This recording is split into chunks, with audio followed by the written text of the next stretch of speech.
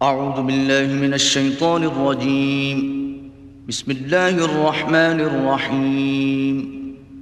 الحمد لله رب العالمين الرحمن الرحيم مالك يوم الدين إياك نعبد وإياك نستعين اهدنا الصراط المستقيم صراط الذين أنعمت عليهم غير المغضوب عليهم ولا الضالين. بسم الله الرحمن الرحيم.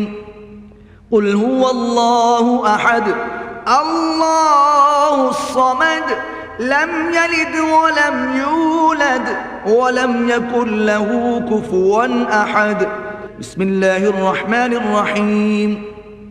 قل هو الله أحد الله الصمد لم يلد ولم يولد ولم يكن له كفوا أحد. بسم الله الرحمن الرحيم. قل هو الله أحد الله الصمد لم يلد ولم يولد ولم يكن له كفوا أحد. أعوذ بالله من الشيطان اللعين الرجيم. بسم الله الرحمن الرحيم. الحمد لله الذي لا يبلغ مدحته القائلون ولا يحصي نعماءه العادون ولا يؤدي حقه المجتهدون الذي بعد فلا يرى وقرب فشهد النجوى تبارك وتعالى. والصلاة والسلام على سيد الأنبياء وخاتم المرسلين وشفيع المذنبين سيدنا ونبينا بالقاسم محمد اللهم صل على محمد وعلى محمد وعلى أهل بيته الطيبين الطاهرين المعصومين الذين أذهب الله عنهم الرجس وطهرهم تطهيرا اللهم صل على محمد وعلى واللعنة الدائمة الباقية على أعدائهم ومنكر فضائلهم وغاصب حقوقهم من الآن إلى قيام يوم الدين. أما بعد فقد قال الله سبحانه وتعالى في كتابه الكريم وجعلنا منهم أئمة يهدون بأمرنا لما صبروا وكانوا بآياتنا يوقنون. صلوات یہ ایام ازاں ہیں. عاشور کے بعد اس کا تعلق امام سجاد علیہ السلام اور اہل حرم سے ہے، اور اسی مناسبت کو ذہن میں رکھتے ہوئے آج کی مجلس میں اور انشاءاللہ اس سلسلے کو دو اور مجالس میں جاری رکھیں گے، جہاں گفتگو امام زین العابدین علیہ السلام کی سیرت کے حوالے سے اور جو کردار امام نے ادا کیا ہے تشیع کی بقا کے لیے. امام علیہ السلام کی ولادت ایئر 38 ہجری سن میں ہوئی ہے، اور وفات جو ہے 94 سن ہجری میں ہے. تو مجموعی طور پہ امام کے زندگی کا دور جو ہے 56 ایئرز رہا ہے، اور اس میں سے 33 سال امامت کا دور تھا. البتہ اس 33 ایئرز کا جو دور ہے امامت کا، یہ بہت ہی کروشل رہا ہے شیعہ ہسٹری کے لیے، اس لیے کہ کربلا کے بعد ایک لحاظ سے ذہنی طور پہ لوگ مایوس ہو رہے تھے، اور یہ بہت ہی حساس موڑ تھا شیعہ ہسٹری میں، جس میں امام نے شیعہ قوم کے اجتماعی کیفیت کو سنبھالنے کی کوشش کی، اور بہت ہی حکمت آمیز انداز سے امام نے یہ تدبیریں اپنائی ہیں کہ یہ مذہب باقی رہا، یہ قوم باقی رہی، اور یہ سلسلہ آج تک چل رہا ہے. لیکن آج ہم آپ کے سامنے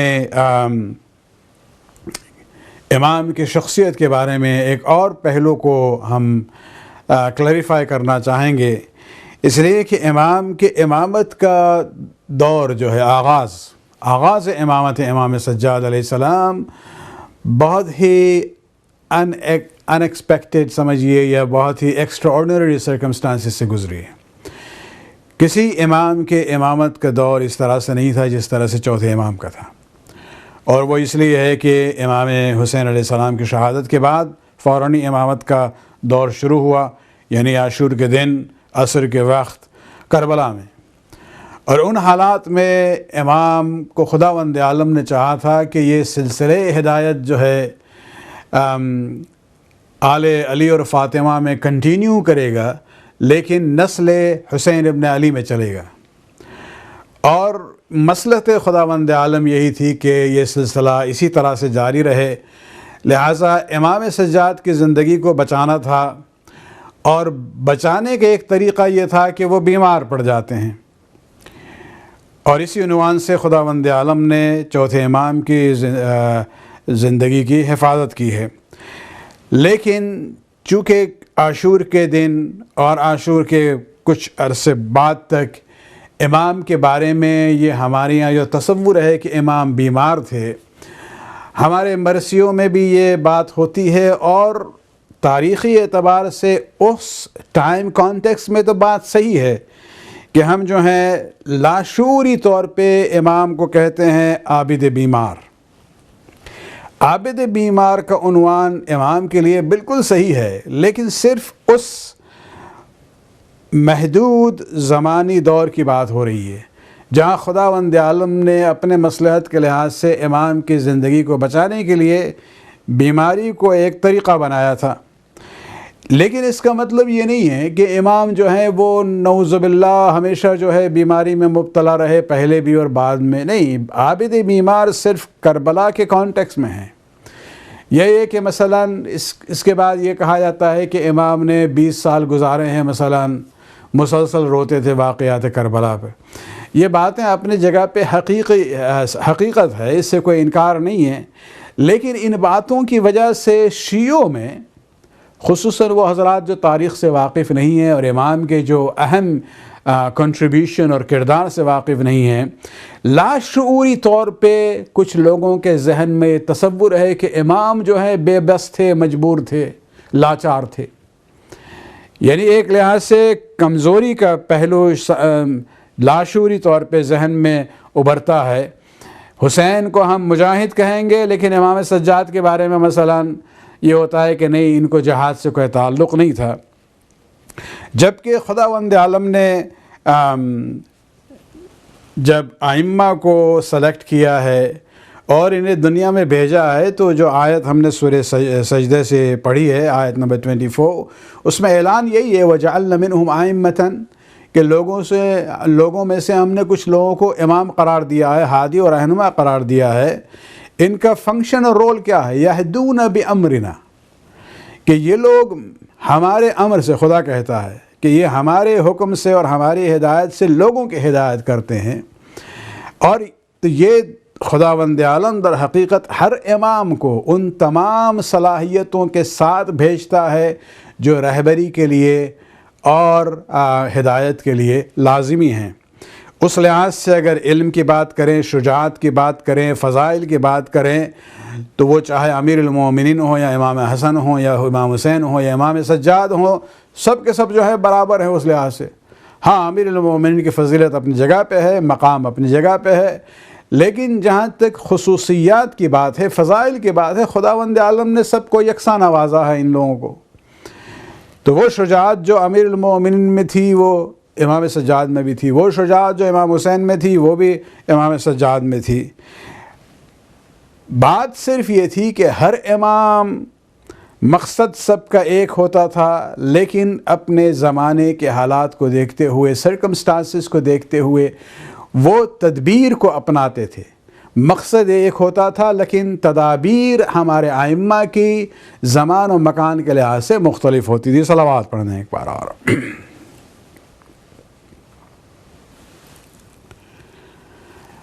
اس کی مثال انبیاء کے زندگی میں آپ دیکھیں کہ خداوند عالم نے ہر نبی کو صلاحیتیں دی ہیں، علم سے نوازا ہے، لیکن جب معجزے کی بات ہوتی ہے تو ہر نبی کا معجزہ دوسرے نبی سے الگ ہے۔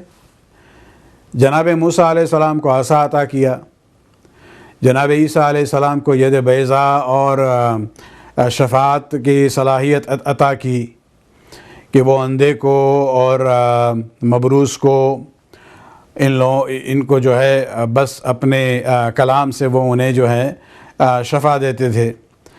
رسول اسلام کو خداوند عالم نے جو سب سے بڑا معجزہ دیا ہے وہ قرآن کی شکل میں ہے کہ تا قیامت یہ کتاب جو ہے محفوظ رہے گی، اسے کوئی ختم نہیں کر سکے گا۔ تو یہ انبیاء کے معجزوں میں جو آپ اختلاف دیکھتے ہیں یہ در حقیقت زمان و مکان کے اعتبار سے ہے۔ چونکہ موسیٰ علیہ السلام کے زمانے میں جادوگر جو ہیں زیادہ مشہور تھے، زیادہ پرومیننٹ تھے، اسی لحاظ سے جناب موسیٰ علیہ السلام کو خداوند عالم نے عصا عطا کیا۔ عیسیٰ علیہ السلام کے زمانے میں جو حضرات طبیب تھے ان کا زیادہ احترام ہوتا تھا، تو لہٰذا خداوند عالم نے انہیں جو ہے ان کی زبان میں، ان کے ہاتھ میں، ان کے کلام میں شفا عطا کی۔ امیر المومنین امام حضرت محمد مصطفیٰ صلی اللہ علیہ وآلہ وسلم کے زمانے میں چونکہ عربوں میں سب سے اہم جو فضیلت تھی وہ ادب کی بات تھی، شعر و شاعری کی بات تھی، زبان کی بات تھی، تو خداوند عالم نے قرآن کو نہ صرف ایک آسمانی کتاب قرار دیا بلکہ اس کے کلام کو بھی ایک معجزہ قرار دیا کہ تم اس کے مقابلے میں کچھ نہیں لا سکتے ہو۔ تو اسی لحاظ سے اگر آپ دیکھیں امیر المومنین کا ایک دور تھا، اپنے حالات کو دیکھتے ہوئے امیر المومنین نے فیصلے کیے اور تدابیر اپنائیں، کہیں خاموش رہے، کہیں تلوار نکالی۔ امام حسن علیہ السلام کے زمانے میں حالات کچھ اور تھے، اس لیے امام نے صلح کے تدبیر کو اپنایا۔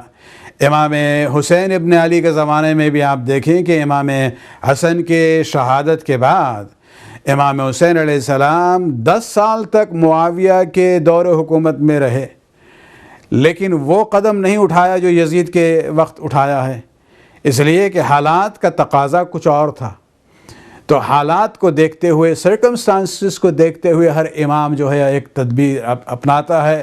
پھر جب معاویہ کے مرنے کے بعد یزید کا مرحلہ آتا ہے تو وہاں جو ہے حالات بدل چکے تھے، اور اس لیے حسین ابن علی نے وہ بہت ہی بڑا قدم اٹھایا جو کربلا میں آ کے ختم ہو جاتا ہے، جہاں شہادت و قربانی کے ذریعے امام چاہ رہے تھے کہ بنو امیہ کے چہرے پر جو نقاب ہے اس کو الٹ دیا جائے۔ امام سجاد علیہ السلام نے بھی اس کے بعد جو حالات دیکھے ہیں وہ حالات بدلے ہوئے تھے بہت ہی۔ پرپز اور مقصد سب کا ایک ہی تھا، لیکن اپنے حالات کے لحاظ سے انہوں نے اپنی تدبیریں اپنائی ہیں۔ مثلاً آپ جہاد کی جب بات کرتے ہیں، عام تصور یہ ہوتا ہے کہ جہاد کا مطلب یہ ہے کہ انسان تلوار اٹھائے، جبکہ ہمارے یہاں عنوان ہے کہ ایک جہاد وہ ہے جسے ہم کہتے ہیں جہاد بالسیف، اور یہ جہاد بالسیف، تلوار کے ذریعے جہاد کرنا، یہ جہاد اصغر ہے۔ اور اتفاق سے انبیاء میں 1,24,000 میں اکثریت نے جہاد بالسیف نہیں کی تھی۔ اس کے علاوہ پھر ایک اور طریقہ ہے جہاد کا جسے کہا جاتا ہے جہاد باللسان والقلم، کہ انسان جہاد لڑے اپنے زبان کے ذریعے، اپنے کلام کے ذریعے، اپنے قلم کے ذریعے۔ اور ایک تیسرا طریقہ ہے جسے کہتے ہیں جہاد بالاخلاق، کہ انسان اپنے رویے کے ذریعے دشمن کو جو ہے شکست دے، اپنے اخلاق و کردار کے ذریعے اپنی بلندی کو ثابت کرے اور دشمن کے پستی کو ثابت کرے، کچھ کہے بغیر، صرف اپنے اخلاق کے بنیاد پر۔ تو امام زین العابدین علیہ السلام نے جہاں تک جہاد کی بات ہے، حالات کو دیکھتے ہوئے جہاد بالسیف کو اختیار نہیں کیا، بلکہ انہوں نے جہاد باللسان والقلم اور جہاد بالاخلاق کو اپنایا ہے۔ صلوات پڑھنے ایک بار اور۔ بلکہ عربی میں ایک کہاوت ہے، غالباً یہ دینی ارشادات میں سے بھی ہو سکتا ہے، لیکن ہم یہاں یقینی طور پہ نہیں کہہ سکتے ہیں۔ کہا جاتا ہے کہ کلمۃ حق عند امام الجائر، کہ شجاعت اور بہادری کی علامت یہ ہوتا ہے کہ انسان جو ہے ایک ظالم اور جابر بادشاہ کے سامنے کلمہ حق کہے، ڈرے نہیں۔ اور یہ در حقیقت علامت ہے اس بات کی کہ وہ شخص جو ہے شجیع ہے اور بہادر ہے، وہ مجاہد ہے ایک لحاظ سے، تلوار سے نہیں بلکہ اپنے کلمہ حق کے بنیاد پر۔ اور اس معیار پر اگر دیکھا جائے تو امام زین العابدین علیہ السلام، امام سجاد صرف زین العابدین نہیں ہیں، صرف عبادت کی زینت نہیں ہیں، بلکہ زین المجاہدین بھی ہیں، جو اللہ کی راہ میں جہاد کرتے ہیں ان کی بھی زینت ہیں امام سجاد علیہ السلام۔ صلوات پڑھیں ایک بار اور۔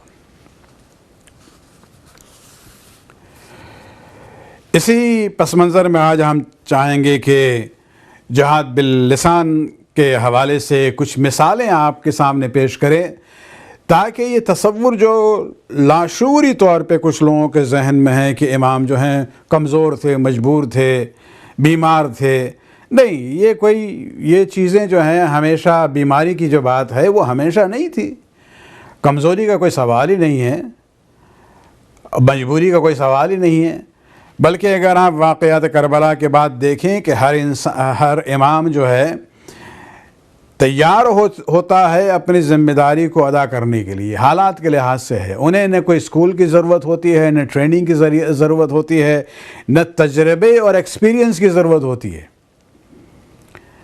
امام زین العابدین علیہ السلام کی امامت کا دور عصر عاشور میں شروع ہو گیا، 11 محرم عسیری کا دور ہوا، پھر یہ کوفہ پہنچے ہیں، اور 12 محرم کو ابن زیاد ملعون کے دربار میں امام سجاد اور اہل حرم کو پیش کیا گیا ہے۔ وہاں جو گفتگو ہوئی ہے اس پہ اگر آپ توجہ کریں تب آپ کو اندازہ ہوگا کہ امام سجاد اتنے ہی دلیر اور بہادر تھے جس طرح سے جناب عباس اور امام حسین علیہ السلام تھے۔ ابن زیاد ملعون اپنی ظاہری فتح کے نشے میں اور غرور میں فردن اسیروں کے بارے میں آ کے پوچھتا ہے۔ جب وہ امام سجاد کے سامنے آتا ہے تو وہ پوچھتا ہے من انت، کہ آپ کون ہیں؟ اور امام نے جواب دیا انا علی ابن الحسین۔ امام نے کہا کہ ہم علی ابن الحسین ہیں۔ تو اس وقت ابن زیاد، چونکہ اسے لسٹ دی گئی تھی کن لوگوں کو قتل کیا گیا ہے امام حسین علیہ السلام کے ساتھی اور خاندان والوں میں سے، تو وہ کہتا ہے کہ الیس قد قتل اللہ علی بن الحسین، کہ کیا خداوند عالم نے علی بن الحسین کو قتل نہیں کیا؟ اب یہ اشتباہ کر رہا تھا بین علی اکبر اور علی زین العابدین۔ تو امام جواب دیتے ہیں قد کان لی اخ یسمى علیا قتلہ الناس۔ امام کہتے ہیں کہ میرا ایک بھائی تھا، اس کا بھی نام علی تھا، قتلہ الناس۔ اب یہ عنوان ہے یہ شجاعت اور بہادری کا۔ ابن زیاد نے کہا تھا قد قتل اللہ علی بن الحسین، کہ خداوند عالم نے علی بن الحسین کو قتل کیا ہے۔ امام جواب میں کہتے ہیں کہ میرا ایک بھائی تھا، اس کا نام بھی علی تھا، قتلہ الناس، اللہ نے اسے قتل نہیں کیا ہے، لوگوں نے قتل کیا ہے۔ اب یہاں پر یہ بات ذرا ہم یہاں رکیں گے اس مکالمے کو آگے بڑھانے سے پہلے، کہ دیکھیے ایک تصور جو ہے مسلمانوں میں بنو امیہ سے آیا ہے جسے کہا جاتا ہے نظریہ جبر۔ جبر سے مراد کمپلشن ان ہیومن ایکشن، یعنی انسان اپنے عمل میں جو ہے مجبور ہے۔ یہ معاویہ کی دور کی ایجاد ہے۔ خود مولانا شبلی نعمانی ہندوستان کے بہت ہی مشہور سنی عالم گزرے ہیں جنہوں نے علم کلام کی تاریخ لکھی ہے مسلمانوں کی، the history of Muslim theology, اور اس میں وہ لکھتے ہیں کہ یہ جبر کا نظریہ کہ انسان اپنے عمل میں جو ہے مجبور ہے، وہی کرتا ہے جو خدا چاہتا ہے، مختار نہیں ہے، یہ عقیدہ بقول مولانا شبلی نعمانی یہ بنو امیہ کی ایجاد ہے۔ اور کیوں اسے ایجاد کیا گیا؟ اس لیے کہ جب معاویہ کے ظلم سے جب عوام الناس تنگ آ چکے تھے اور کبھی کبھی آواز بلند ہوتی تھی احتجاج کی، تو ان احتجاج اور بغاوتوں کو روکنے کے لیے یہ درباری علماء اور محدثین نے ان باتوں کو کہنا شروع کیا کہ بھئی اس میں معاویہ کا کوئی قصور نہیں ہے، اگر وہ تمہارے ساتھ کوئی زیادتی کرتا ہے، ظلم کرتا ہے، تو یہ اس کا فعل نہیں ہے، یہ تو خدا ہے جو اس کے ذریعے یہ سب کر رہا ہے۔ تو یہ تصور جو ہے یہ عقیدہ جبر کا بنو امیہ کی ایجاد ہے، اس لیے علم کلام اور تھیولوجی میں ایک مقولہ ہے مشہور، التوحید والعدل علویان والتشبیہ والجبر امویان، کہ توحید اور عدل جو ہے یہ علوی نظریہ ہے، اور تشبیہ خداوند عالم کو انسان سے شبیہ قرار دینا اور جبر کا نظریہ جو ہے اموی ایجاد ہے، بنو امیہ کی ایجاد ہے۔ تو اسی پس منظر میں یہ بات ہو رہی ہے کہ ابن زیاد بھی اپنے ظلم کو خدا کی طرف منسوب کر رہا ہے کہ الیس قتل اللہ علی بن الحسین، کیا خدا نے علی بن حسین کو قتل نہیں کیا ہے؟ اس کے تردید میں امام زین العابدین کہتے ہیں نہیں، قتلہ الناس، لوگوں نے قتل کیا ہے۔ ابن زیاد اب مصر ہے اپنی بات پر۔ اب یہ کلام یہاں آگے بڑھتا ہے مکالمہ۔ ابن زیاد کہتا ہے بل اللہ قتلہ، پلٹ کے امام سجاد سے کہ نہیں، تمہارے بھائی علی بن حسین کو اللہ نے قتل کیا ہے۔ اس وقت امام زین العابدین فرماتے ہیں، یہ قرآن کی آیت کے لحاظ سے ہے، اللہ یتوفی الانفس حین موتہا، کہ خداوند عالم تو موت کے وقت جو ہے لوگوں کی روح کو قبض کرتا ہے، لیکن ان کی موت کا باعث خدا نہیں ہے۔ جب وقت آتا ہے تو روح جو ہے قبض کر دی جاتی ہے۔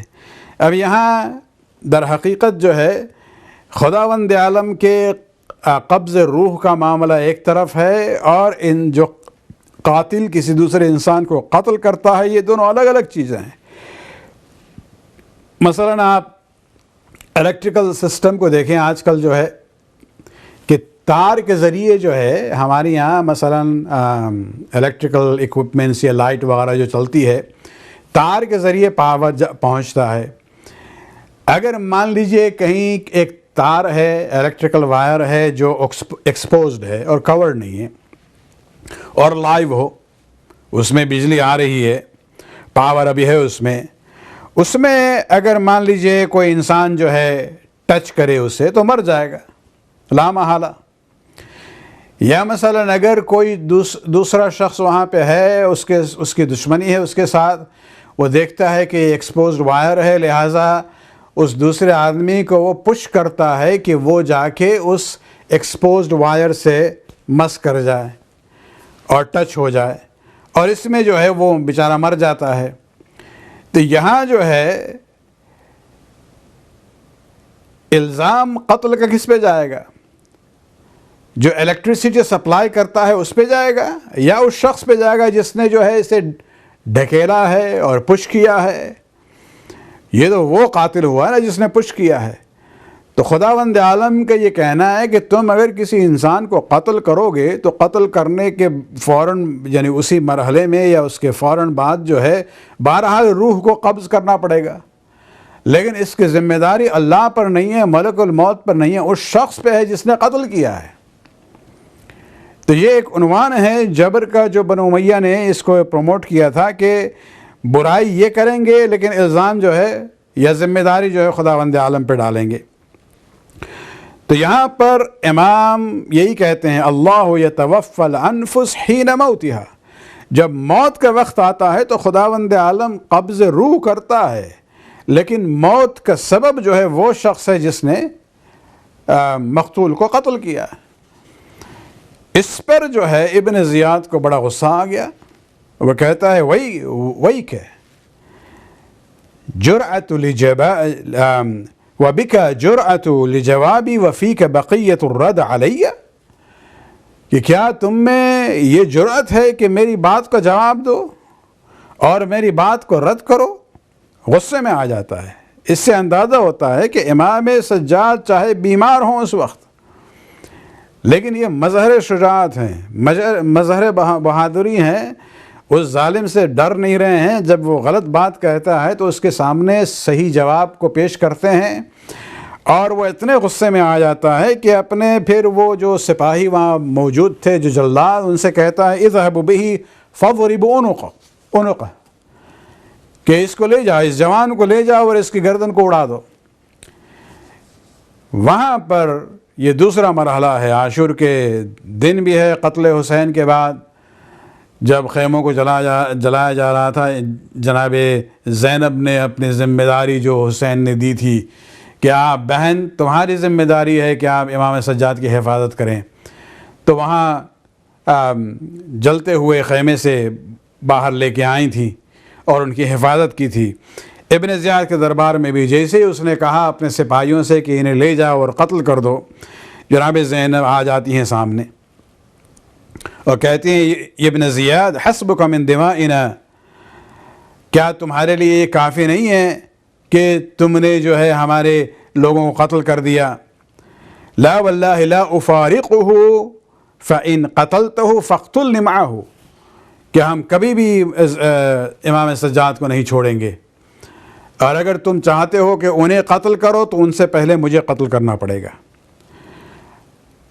اور یہاں پہ وہ مجبور ہو جاتا ہے کہ پھر اس اپنے حکم کو آگے اس کی تعمیل نہ کرے، لیکن اس حالت میں بھی قتل کے حکم کے بعد بھی امام سجاد پھوپھی سے فرماتے ہیں کہ اے پھوپھی آپ خاموش رہیے حتی اکلمہ، تاکہ ہم ان سے اور مزید بات کریں۔ اور پھر کہتے ہیں ابن زیاد سے اب القتل تحددنی ابن زیاد، اے ابن زیاد کیا تم مجھے قتل سے ڈراتے ہو، سمجھتے ہو کہ ہم ڈر جائیں گے؟ ان القتل لنا عادتا وکرامتنا من اللہ الشہادہ اما علمت ان القتل لنا عادتا وکرامتنا من اللہ الشہادہ، کیا ابھی تک تم اس بات کو نہیں سمجھے ہو کہ ہمارے لیے اللہ کی راہ میں قتل ہونا عادت بن گئی ہے اور خداوند عالم نے ہمیں شہادت کی کرامت دی ہے؟ تو یہاں پر وہ خاموش ہو جاتا ہے، لیکن یہ جملہ آپ سن لیں دوبارہ کہ امام فرماتے ہیں کہ ہمارے لیے قتل ہونا عادت بن گئی ہے اور شہید ہونا ہمارے لیے عظمت ہے، کرامت ہے جو خداوند عالم نے ہمیں عطا کی ہے۔ یہ عادت کا عنوان امام نے جو لفظ استعمال کی ہے، اس وجہ جو ہے کہ آپ دیکھیں کہ جناب ابو طالب اور جناب فاطمہ بنت اسد، ان دونوں کا کمال ہے کہ انہوں نے اپنی اولاد کی پرورش اس طرح سے کی ہے کہ دین اسلام کی بقا کے خاطر اگر خون بہا ہے تو انہی لوگوں کا بہا ہے۔ آپ جناب جعفر طیار کو دیکھ لیں، امیر المومنین کو دیکھ لیں، اور پھر آپ امام حسن کو دیکھ لیں، کربلا میں بھی آپ دیکھیں۔ کربلا میں عام طور سے ہم لوگ شہداء کربلا کو دو گروہ میں تقسیم کرتے ہیں۔ جو شہداء ہیں انہیں کہتے ہیں اصحاب امام حسین، اور جو گھر والے شہداء ہیں انہیں ہم کہتے ہیں بنو ہاشم۔ لیکن یہ بنو ہاشم کا عنوان اصل میں بہت ہی اپروپریٹ فٹنگ نہیں ہے، اس لیے کہ بنو ہاشم میں بنو عباس بھی آ جاتے ہیں، دوسرے بھی آ جاتے ہیں، جبکہ بنو ہاشم شہداء کربلا میں صرف ابو طالب اور فاطمہ کی نسل رہی ہے۔ نسل عقیل ہے، نسل جعفر ہے اور نسل علی ہے، ان کے علاوہ اور بنو ہاشم میں سے کوئی نہیں تھا وہاں شہداء کربلا میں۔ تو یہ جو عادت کا عنوان ہے یہ ہے کہ اس خاندان کی یہ عادت بن گئی ہے کہ جب بھی اسلام کو ضرورت پڑی خون کی اور قربانی اور شہادت کی تو یہ خاندان ہمیشہ آگے آگے رہا ہے۔ صلوات پڑھنے ایک بار اور۔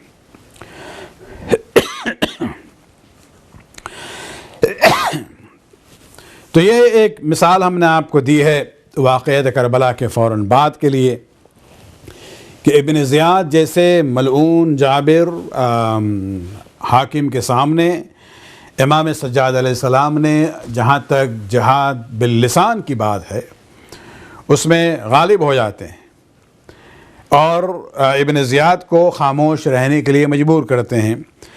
ایک دو اور مثال ہم دینا چاہیں گے مجلس کے اختتام سے پہلے کہ امام ہمیشہ چاہے سامنے دشمنی کیوں نہ ہو وہ دیکھتے تھے کہ یہ دشمن جو ہے یہ جاہل ہے یا عالم ہے، اس کے دشمنی کی بنیاد جانتے ہوئے یہ دشمن ہے یا یہ کہ یہ دشمنی کر رہا ہے جہالت کی بنیاد پہ، اور دونوں میں اسٹریٹجی بدل جاتی ہے۔ اور ہمیں بھی امام امام حسن علیہ السلام کی سیرت سے اور امام سجاد کی سیرت سے یہ سبق حاصل کرنا چاہیے کہ بھئی ہمارے لیے ہر وہ جو غیر شیعہ ہے مسلمانوں میں، وہ ضروری نہیں ہے کہ وہ بغض علی رکھتا ہو. ہاں ان میں کچھ ہیں، لیکن اکثریت وہ ہے کہ جو جاہل ہیں. لہٰذا ہمارے ایٹیٹیوڈ میں اور ہمارے پالیسی میں ہمارا جو انٹریکشن ہوتا ہے ان کے ساتھ، حکمت کی بنیاد پہ ہمیں سمجھنا چاہیے کہ سامنے کون ہے. مثلا آپ دیکھیں کہ بنو امیہ نے چونکہ حکومت کی تھی شام کے علاقے میں روز اول سے، جب فتوحات کا زمانہ ہوا ابو بکر کے زمانے میں، پھر زیادہ تر عمر کے زمانے میں، اور پورا شام کا علاقہ جو ہے ان کے مسلمانوں کے قبضے میں آ جاتا ہے، تو روز اول سے اس علاقے کی گورنرشپ جو ہے ان خلفاء نے آل ابو سفیان کو دی تھی. پہلے یزید بن ابی سفیان، جب وہ مر گیا تو اس کا بھائی معاویہ بن ابی سفیان کو گورنر بنایا. اور اس کی وجہ سے شامیوں کے ذہن میں جو انہوں نے اسلام کا تصور پیدا کیا تھا، وہ در حقیقت وہ اسلام تھا کہ جس میں بنو امیہ رسول اللہ کے رشتہ دار تھے اور بنو ہاشم جو ہے رسول اللہ کے دشمن تھے. یعنی خود خاندان والے جو ہیں ان کو دشمن بنایا تھا. اور اس لحاظ سے بہت سے شامی وہ تھے کہ جو جاہل تھے، انہیں معلوم نہیں تھا. اب آپ دیکھیں کہ جب یہ قافلہ پہنچا ہے دمشق، تو آپ جانتے ہیں کہ فوراً شہر کے اندر انہیں وارد نہیں کیا گیا، اور وہاں بہت سے لوگ تھے جو آتے تھے اسیروں کو دیکھنے کے لیے. اس میں ایک بزرگ شخص تھا شامی جو امام کے قریب آتا ہے، اور اس نے ایک جملہ کہا جو طنز کے طور پہ تھا. وہ جو کہتا ہے کہ الحمدللہ الذی اہلککم وامکن الامیر منک، کہ خدا کا شکر ہے کہ خداوند عالم نے تم لوگوں کو ہلاک کیا، شکست دی، اور ہمارے امیر یعنی یزید کو تم پر غلبہ دیا. امام نے اس کے ظاہری حیت کو دیکھنے کے بعد امام کو اندازہ ہوا کہ یہ شخص جو ہے جاہل ہے، کچھ جانتا نہیں ہے. تو امام اس سے پوچھتے ہیں، یا شیخ اقرأت القرآن، اے بزرگ کیا تم نے قرآن پڑھا ہے؟ اس نے کہا کہ ہاں یقیناً ہم نے قرآن پڑھا ہے. پھر امام یکی بعد دیگرے 4 آیات کا ذکر کرتے ہیں. پہلی آیت سورہ شورى کی آیت نمبر 23 ہے، جس میں فرماتے ہیں کہ کیا تم نے یہ آیت پڑھی ہے؟ قُلْ لَا أَسْأَلُكُمْ عَلَيْهِ أَجْرًا إِلَّا الْمَوَدَّةَ فِي الْقُرْبَى. تو اس نے کہا ہاں یقیناً ہم نے پڑھی ہے. امام کہتے ہیں فَنَحْنُ الْقُرْبَى یا شیخ. اس آیت میں جو مودہ فی القربہ کے ذکر ہو رہا ہے، قربہ ہم ہی ہیں. پھر امام کہتے ہیں حل قرأت، ایک اور آیت سنے بنی اسرائیل سے، وَآتِ ذُو الْقُرْبَى حَقَّهُ، کہ جو قرابت دار ہیں ان کا حق دو. یہ اس وقت کی آیت ہے جہاں رسول السلام نے اس آیت کے بعد فدق کو جناب سیدہ کے حوالے کیا. پھر اس کے بعد امام پھر فرماتے ہیں کہ نحن القربہ، اس آیت میں بھی یہ جو عنوان ہے وَآتِ ذِی الْقُرْبَى، یہ ہم ہی ہیں. پھر اس کے بعد امام کہتے ہیں یا شیخ حل قرأت هذه الآیہ، تم نے یہ آیت پڑھی ہے سورہ انفال کی آیت 41 خمس کے بارے میں، وَاعْلَمُوا أَنَّمَا غَنِمْتُم مِّن شَيْءٍ فَإِنَّ لِلَّهِ خُمُسَهُ وَلِلرَّسُولِ وَلِذِي الْقُرْبَى، کہ اس میں بھی اللہ رسول کے ساتھ ذی القربہ کا ذکر ہے. اس نے کہا ہاں ہم نے یہ آیت بھی پڑھی ہے. تو امام نے کہا کہ نحن القربہ، اس آیت میں بھی قربہ سے مراد ہم ہیں. پھر چوتھی آیت پڑھتے ہیں یا شیخ حل قرأت، اے شیخ تم نے یہ آیت پڑھی ہے انما یرید اللہ لیذہب عنکم الرجس اہل البیت ویطہرکم تطہیرا.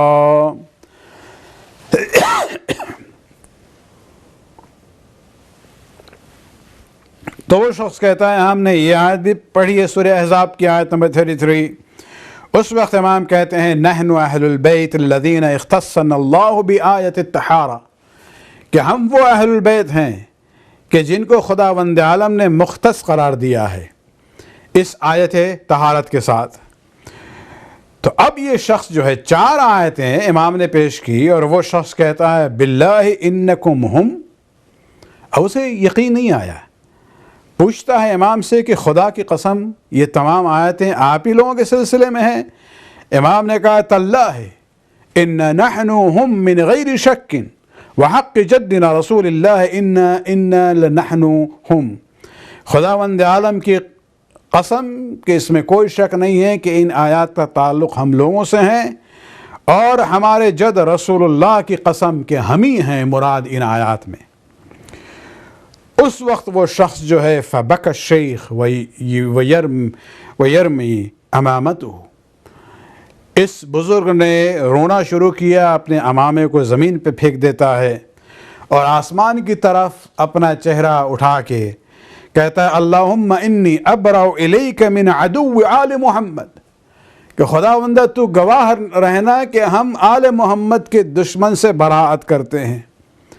آپ سوچ لیں پہلا جملہ اس کا کیا تھا، جہاں اس نے کہا تھا خداوند عالم کا شکر ہے کہ خدا نے آپ کو ہلاک کیا اور ہمارے امیر کو غلبہ دیا. لیکن امام نے جب نصیحت آمیز اور محبت کے عنوان سے قرآن کی دلیلیں پیش کی ہیں، اب وہ شخص جو ہے آل محمد کے دشمنوں سے اللہ کی بارگاہ میں براءت کا اعلان کرتا ہے. صلوات پڑھنے ایک بار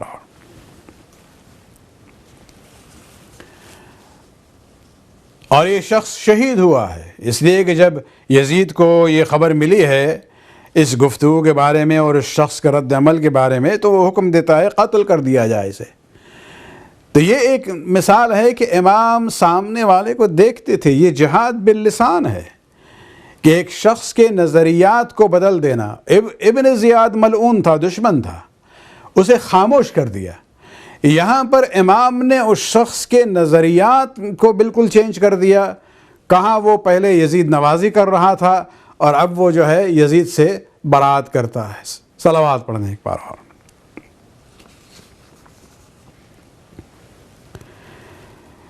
البتہ اس سے مراد نہیں ہے کہ امام جب اس دشمن کو سامنے دیکھتے تھے کہ جو بغض کے بنیاد پر، اناد کی بنیاد پر، دشمنی کی بنیاد پر آل محمد سے بغاوت اور عداوت رکھتا تھا، تو وہاں امام کا جواب بھی ایک لحاظ سے کرارا جواب ہوتا تھا.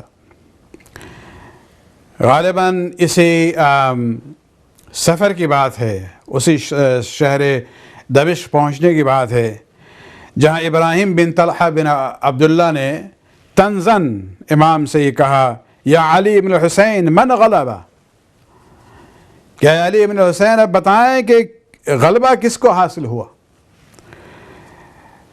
اور یہاں پر وہ امام جو ہیں اس کی طرف دیکھتے ہیں اور جواب بہت ہی پاورفل دیتے ہیں، مختصر سے ہی، مختصر جواب تھا. فرماتے ہیں اذا اردت ان تعلم من غلب، اگر تجھے یہ معلوم کرنا ہے کہ کس نے غلبہ حاصل کیا ہے، کس کی جیت ہوئی ہے، ودخل الوقت الصلاة فأذن ثم اقم، تو جب نماز کا وقت آئے تو تم اذان کہنا اور اقامہ کہنا، تمہیں معلوم ہو جائے گا جیت کس کی ہوئی ہے. اس لیے کہ اذان و اقامے میں ہر مسلمان ابھی بھی یہ کہتا ہے اشہد ان محمدا رسول اللہ. امام کہنا چاہتے تھے میرے جد کا نام پھر بھی ہے اور تم جن کو مانتے ہو ان کا نام اذان و اقامہ میں نہیں آتا ہے. صلوات پڑھ دیں ایک بار اور. تو یہ دو تین مثالیں آج کی مجلس میں ہم آپ کے سامنے پیش کرنا چاہ رہے تھے تاکہ آپ کے ذہن میں یہ تصور کلیئر ہو جائے کہ لاشعوری طور پہ کچھ حضرات جو ہیں وہ عابد بیمار کے عنوان سے، وہ مرثیہ میں اپنی جگہ پہ صحیح ہے، اس وقت اور ان حالات کے ذکر میں یہ عنوان عابد بیمار کا صحیح ہے، لیکن اس کا مطلب یہ نہیں ہونا چاہیے کہ ہم امام کو ایک بیمار شخصیت سمجھیں. نہیں، یہ ایک مصلحت خداوند عالم تھی، ورنہ امام نے اپنے حالات کو دیکھتے ہوئے بھی جہاد لڑی ہے. جہاد بالسیف نہیں تھی بلکہ جہاد باللسان تھی. آئیے آخر میں ہم مصائب کے عنوان سے آپ کے سامنے ایک اور جہاد کے پہلو کو پیش کرنا چاہیں گے، اور وہ ہے جہاد بالاخلاق. مروان بن حکم کا نام آپ نے سنا ہے. یہ خلیفہ ثالث کا داماد تھا، بنو امیہ کا فرد ہے، اور یہ در حقیقت ہمیشہ علی اور آل علی کا دشمن رہا ہے. معاویہ کے زمانے عثمان کے خلافت کے زمانے میں بھی یہ اس کا بیسیکلی سمجھیے اس کا پرائم منسٹر سمجھیے، اس کے تمام معاملات یہی طے کرتا تھا، اور اسی کے بد انتظامی اور ظلم کی بنیاد پر مسلمانوں میں بغاوت کی فضا پیدا ہوئی، جہاں کوفہ اور مدینہ اور مصر کے مسلمانوں نے آخر میں عثمان کے گھر کو گھیرا اور اسے قتل کر دیا۔ تو یہ بہت ہی اس کا کردار بہت ہی نیگیٹو رہا ہے اسلامی تاریخ میں۔ اس کے بعد امیر المومنین کی مخالفت میں بھی یہ آگے رہا۔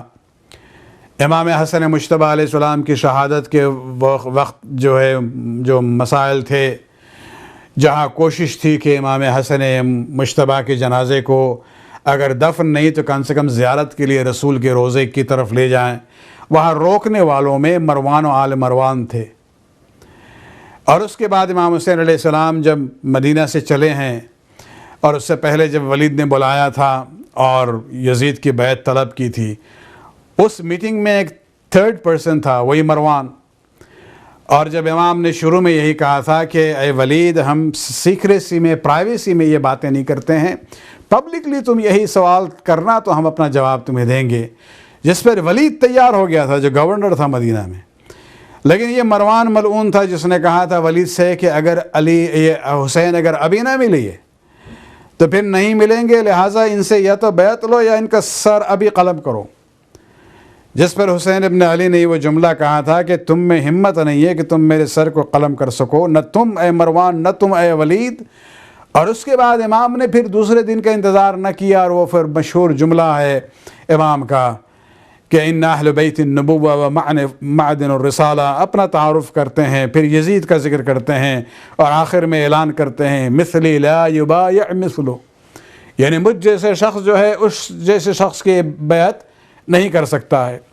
تو یہ پس منظر ہے مروان کا، یعنی یہ ہر مرحلے میں یہ دشمن علی اور آل علی رہا ہے۔ اب آپ آئیے تقریباً 1 سال کے بعد کربلا کے، جب کربلا کے جو مظالم ہوئے ہیں، اس کا اثر جو ہے عالم اسلام میں جو فوراً نمایاں ہوا ہے، اس میں ایک مثال یہی ہے کہ مدینہ والوں نے ایک لحاظ سے ایک فیکٹ فائنڈنگ مشن کمیٹی بنائی، شام بھیجا۔ آنے کے بعد ان لوگوں نے رپورٹ دی کہ یہ یزید جو ہے خلافت کی اہلیت رکھتا ہے یا نہیں رکھتا ہے، یہ تو بہت بات کا سوال ہے، سوال تو یہ ہونا چاہیے کہ مسلمان ہے یا نہیں ہے۔ اور اس رپورٹ کی بنیاد پر مدینے والوں نے ایک لحاظ سے اپرائزنگ کی، یا دوسرے عنوان سے کہیں گے بغاوت کی یزید کے خلاف۔ اور اس وقت مدینہ میں بنو امیہ کے لیے حالات بہت ہی تنگ ہو چکے تھے۔ مروان بن حکم چونکہ بنو امیہ کا سردار تھا وہاں پر مدینہ میں، اسے فکر ہوئی کہ اس کی بیوی اور بچوں کا کیا ہوگا۔ وہ ان کے لیے پناہ کی تلاش میں نکلا، عبداللہ بن عمر کے گھر گیا، اس نے انکار کر دیا کہ ہم پناہ نہیں دیں گے۔ آخر میں یہ ملعون کہاں پہ آتا ہے؟ امام زین العابدین کے دروازے پہ آتا ہے، اور امام جب آئے دروازے پہ تو وہ کہتا ہے کہ ہماری درخواست ہے کہ آپ میری بیوی بچوں کو اپنے گھر پناہ دیں تاکہ ان کی جان جو ہے محفوظ رہے۔ امام سجاد نے فوراً ہی اس کے بیوی بچوں کو اپنے گھر پناہ دی، اور بعد میں ایک اور پراپرٹی تھی امام کی شہر مدینہ کے باہر، جہاں باغ بھی تھا، وہاں امام نے انہیں بھیج دیا تاکہ وہ حفاظت سے اور آرام سے وہاں رہ سکیں۔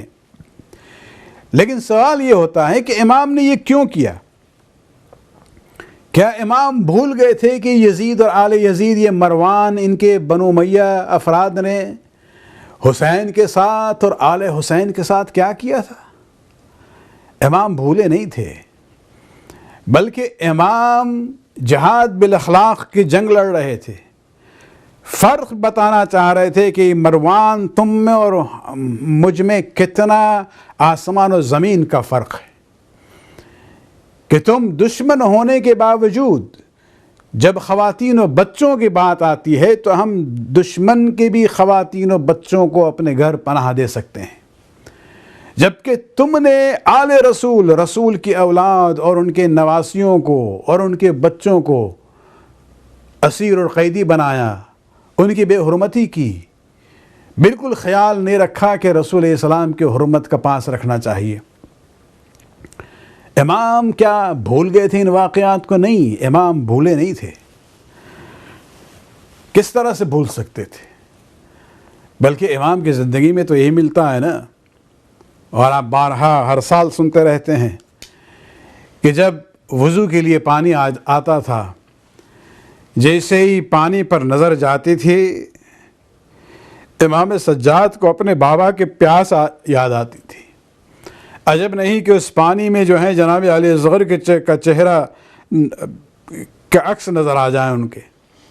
اور امام کبھی کبھی پانی کو دیکھ کے اتنا روتے تھے کہ امام کے آنسو جو ہے اس برتن میں گر جاتے تھے، اور وہ پانی جو ہے پھر مضاف ہو جاتا تھا اور اس قابل نہیں تھا کہ وضو کیا جائے۔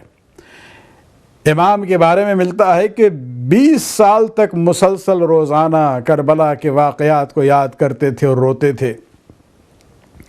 امام کا ایک غلام جو بہت ہی قریب تھا، ایک بار جرأت کر کے امام سے کہتا ہے کہ امام کیا وہ وقت نہیں آیا ان ينقض حزنک، کہ آپ کا غم جو ہے اب کم ہو جائے، اب آپ بھول جائیے ان مظالم کو۔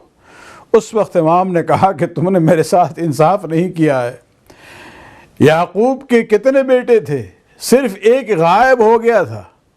انہیں معلوم تھا کہ یوسف زندہ ہیں لیکن صرف غائب ہیں۔ اتنا روئے کہ قرآن میں یہ ہے، اتنا روئے کہ آنکھ کی بینائی جو ہے وہ ختم ہو جاتی ہے۔ میرے نظروں کے سامنے میرے گھر کے 18 افراد ایک دن میں قتل ہو جاتے ہیں، اور جب ہم نے کربلا چھوڑا ہے تو ان کے لاش کو بے گور و کفن کربلا کے دشت میں چھوڑ کے ہم گئے ہیں۔ کس طرح سے ہم بھول سکتے ہیں ان مظالم کو؟ وہ غلام بہت ہی قریبی تھا، اور وہ جرأت کر کے ہاتھ جوڑ کے مولا سے کہتا ہے، مولا لیکن قتل ہونا تو آپ کے خاندان کی عادت سے بن چکی ہے۔ ابن زیاد کے دربار میں بھی یہی کہا تھا، اما علمت ان القتل لنا عادتا۔ اسی عنوان سے اس غلام نے بھی یہی جرأت کی کہ مولا یہ قتل ہونا، شہید ہونا آپ کے خاندان کی وراثت بن چکی ہے، عادت بن گئی ہے۔ اس وقت امام نے کہا تو نے ہمارے ساتھ انصاف نہیں کیا ہے۔ ٹھیک ہے، ہمارے مردوں کے لیے شہید ہونا اور قتل ہونا راہ خدا میں یہ ہماری عادت بن چکی ہے، یہ ہمارے وراثت میں آ چکی ہے، لیکن یہ بتاؤ ہماری ماں بہن پھوپھی کا اسیر اور قیدی ہونا، بے مقنع و چادر کربلا سے کوفہ اور کوفہ سے شام، کبھی ابن زیاد کے دربار میں اور پھر کبھی کبھی یزید کے دربار میں پیش کیا جائے اور پوچھا جائے اور اعلان ہو، ہی زینب بنت علی و فاطمہ، یہ زینب اور بنت علی و فاطمہ ہے، یہ ام کلثوم بنت علی اور فاطمہ ہے۔ اے شخص تو نے میرے ساتھ انصاف نہیں کیا ہے۔ الا لعنت اللہ علی القوم الظالمین سیعلم الذین ظلموا ای منقلب ینقلبون۔ خداوند اس قلیل عبادت قبول فرما، ہمارے گناہوں کو بخش دے، ہماری توفیقات میں اضافہ فرما۔ خداوند شیعہ علی جہاں بھی ہیں اس دور میں خصوصاً ان کو اپنے حفظ و امان میں رکھ، تکفیری افواج کی تمام صلاحیتوں کو نیست و نابود فرما۔ ربنا امام کے ظہور میں تعجل فرما، ربنا تقبل منا انک انت السمیع العلیم۔